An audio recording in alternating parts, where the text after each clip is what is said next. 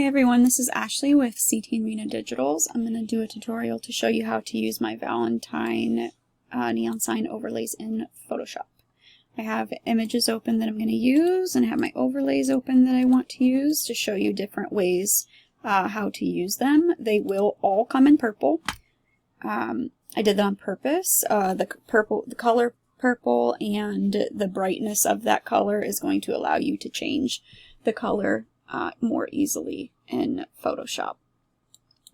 So I'm going to start with this one. I'm going to go over and select all, edit and copy, edit and paste into my image.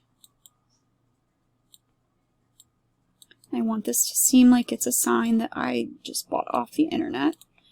So I'm actually going to change it to like a yellowish color. I'm going to go to my adjustments. If you don't have your adjustments over here in your panel, you can go up to Image, Adjustments, and go from there, or you can go over to your window and just click Adjustments, and it'll come over here in your workspace window.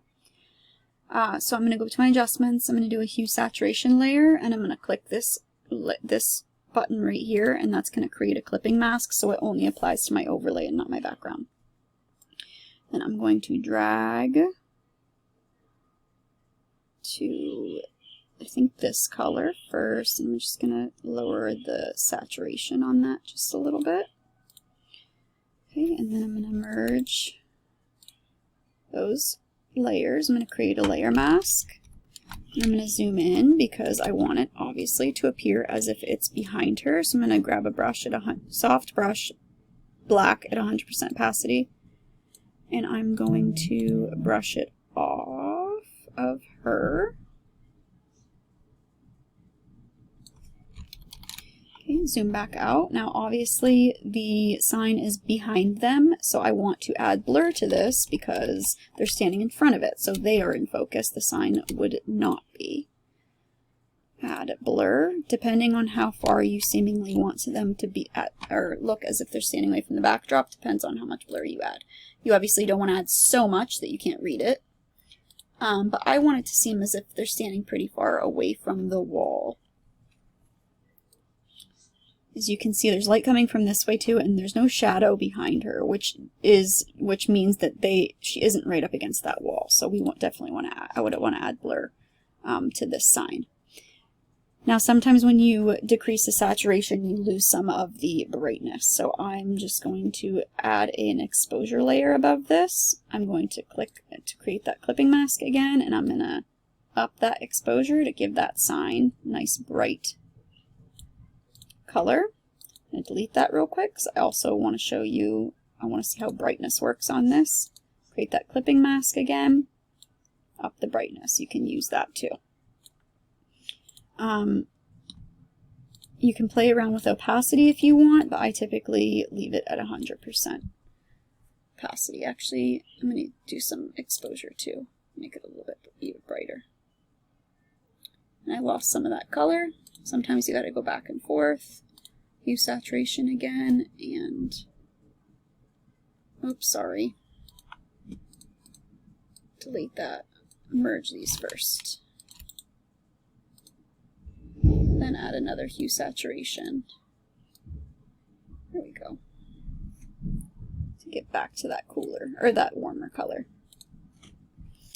Okay, so that's it for that one. If you wanted it to be, if you didn't want it to have any color, you could just go down and click on your overlay and make it black and white, so it can seemingly be a white sign. You would need to create that clipping mask. I'm going to undo that. I'm going to merge these two layers, because if you just go up, if this is merged and you just go up and you do that black and white layer, it's going to apply to the whole thing. So do not forget to create that clipping mask. You could simply right click the black and white layer and create clipping mask, or you could hold down Alt and click between the layers, or you could come up here and click this. There's multiple ways to do it. But I'm done with that one and I'm happy. So before and after. This one is super cute. I'm going to go over and I'm going to use this one. Select all, edit and copy, edit and paste into my image. Now sometimes they are not going to work the way that I have them typed out, which is fine. I'm going to show you how to change that.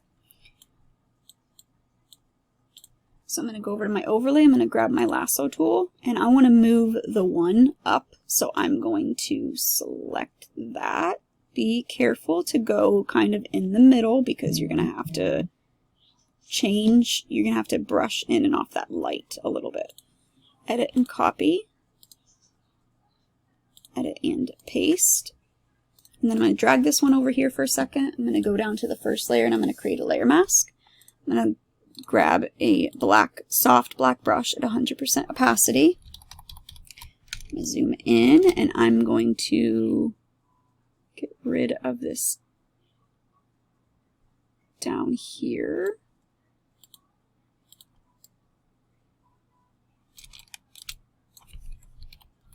Oops.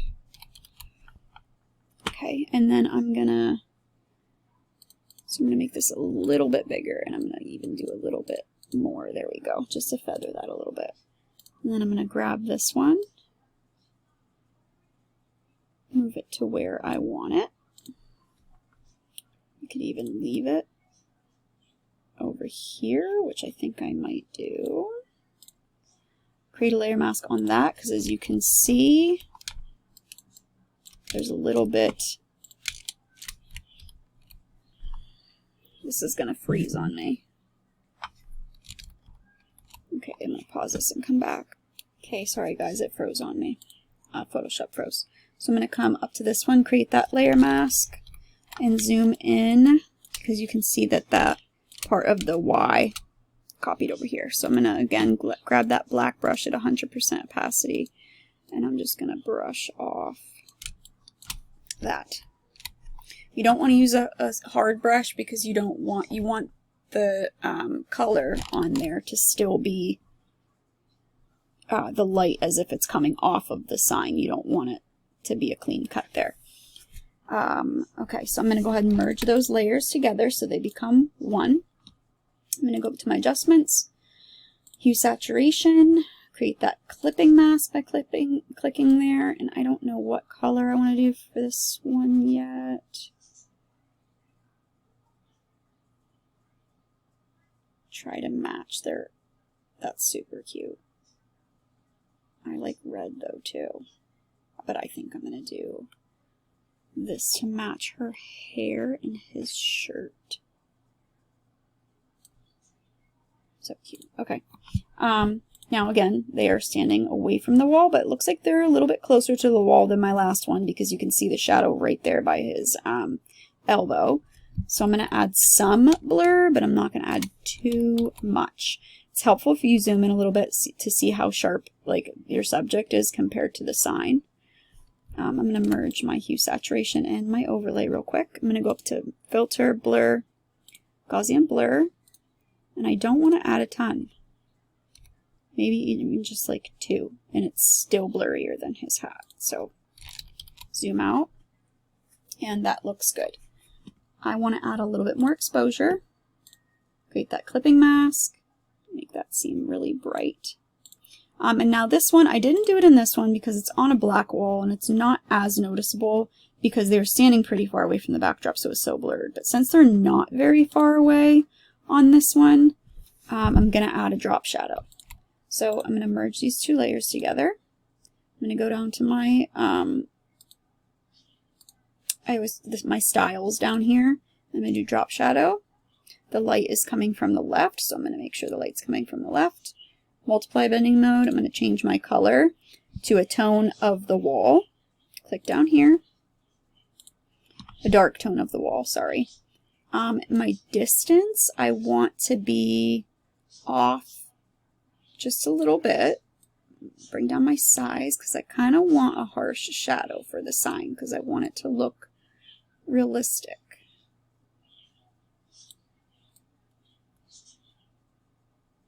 Okay, I'm going to bring down that opacity or up maybe just a little bit. I'm going to change the color because I don't want that dark of a shadow. There we go. You can play around with this till it looks how you want it.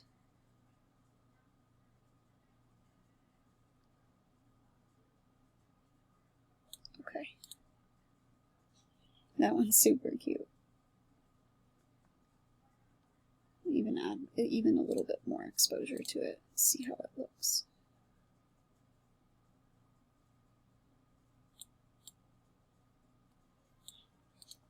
Try brightness too, brightness and contrast. Okay.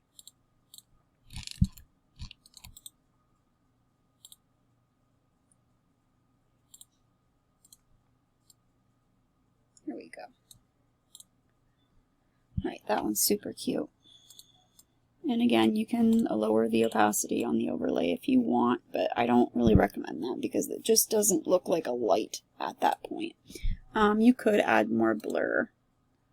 Show you what it looks like if you add a little bit more blur. Like this. This you can still read it and actually looks really cute. It just doesn't, they're just not seemingly like standing that far away from the backdrop, so I just wouldn't add that much. Okay, next one is this one. Figured I'd do, like these would be really cute to use for like boudoir too, for any boudoir photographers. I have a couple different ones I wanted to try for this one. I'm going to do this one first. Select all, edit and copy, edit and paste. Don't think I'm really going to have to resize these ones. Go up to my hue saturation, create that clipping mask. I definitely want red for this one because of all the other light that's already in that photo.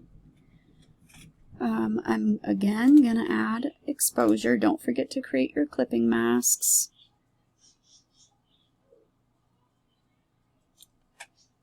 I forget this too. I'm going to delete that. As you're working, merge your layers so that they're flat because it works better that way, I've noticed. Okay. That exposure. Add another hue saturation because it kind of changed that color that I wanted. Okay. And then go ahead and merge those. Create that drop shadow with your styles. The light's coming from above, over on this side a little bit. That is going to be black now, or a dark color on the background. Up that opacity.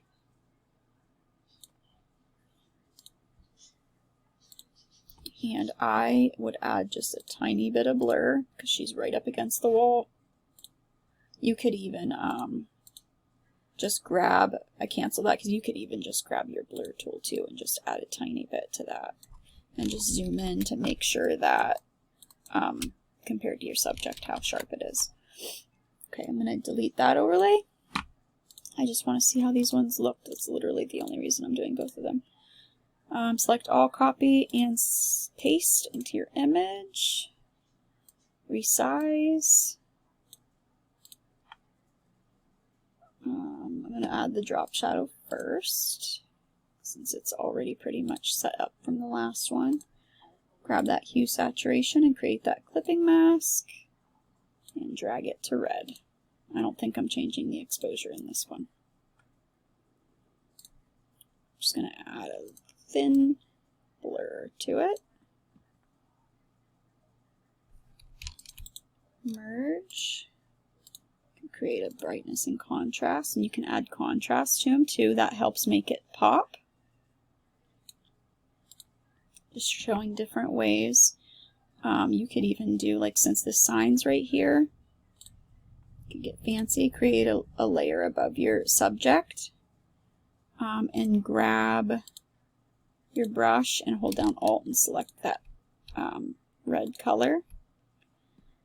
And you could do like a soft light. Change the blending mode to soft light. You could start at 100 and just brush on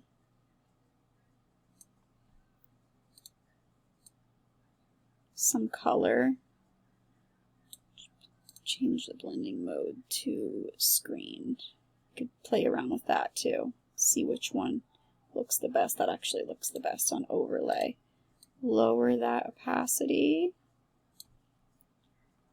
Create that layer mask and then brush it off. You could have selected subject first too, but. And then come down and duplicate this layer. You don't have to do this at all. This is just me showing a cool effect that you could add on highlights. And kind of make that as if that's reflecting onto her arm. But again, don't have to do that. That was just something a little extra, I guess, that I would try to do. It would take obviously a little bit more time than that to make it look realistic, but that's something I would try to do since the sign would seemingly be so close to her body. I would try to create that reflection. Just how this is on from the lamp.